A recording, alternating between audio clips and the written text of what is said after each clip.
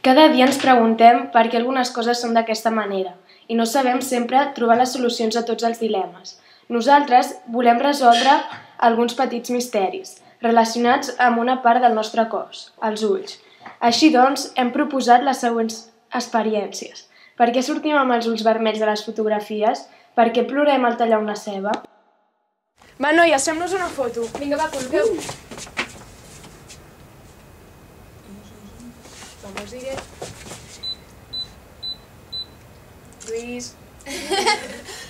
Ara com hem sortit? Ui, un altre cop amb els ulls vermells. Jolín. Mai us he preguntat per què sortim amb els ulls vermells a les fotografies? Doncs ara us ho explicarem. Per poder visualitzar millor per què els nostres ulls varien i són o apareixen de color vermell, farem la prova amb 3 persones d'ulls de colors diferents. Per començar, mirarem les fotografies dels 3 ulls en ple dia i frontalment. Ara, la mateixa situació, però de nit. Observem que els ulls més clarets són els més afectats.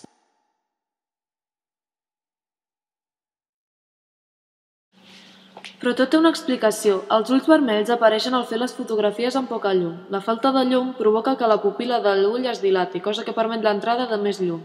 En la foscor o en llocs amb poca llum, la càmera empra el seu flaix per tal de poder realitzar la fotografia. Quan el flaix es dispara, la pupil·la està oberta completament. Tota la llum que provoca el flaix es reflexa en la retina, que està plena de vasos sanguinis. Per això els ulls són vermells. Això és més marcat a les persones d'ulls blaus o grisos, ja que el seu iris té menys melamina i permet passar més llum per la part posterior de l'ull. Amb els animals passa el mateix, però el color que adopten els seus ulls no és dels vasos sanguinis, sinó d'una capa que els permet veure en la foscor, anomenada tapètum.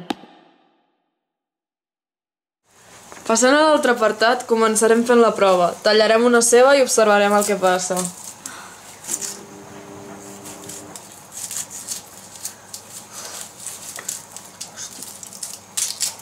Ope, com em piquen els ulls. I ara m'estan picant molt. Ai! Se me ven llagrimetes.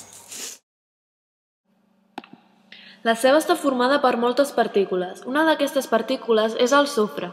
Al tallar la ceba també tallem aquestes partícules que al trencar-se desprenen sulfats, que a l'entrar al contacte amb la humitat dels ulls es transformen en àcid sulfúric, que provoca una sensació d'irritació. Aquesta sensació és transmesa ràpidament al cervell, que envia seguidament l'ordre a les glàndules lacrimals, donant-li l'ordre de plorar. Per això plorem quan tallem una ceba. Hi ha diversos trucs per evitar aquesta situació. La primera opció és començar a tallar-la sota l'aixeta amb aigua freda. La segona seria ficar la ceba 10 minuts abans de tallar-la al congelador.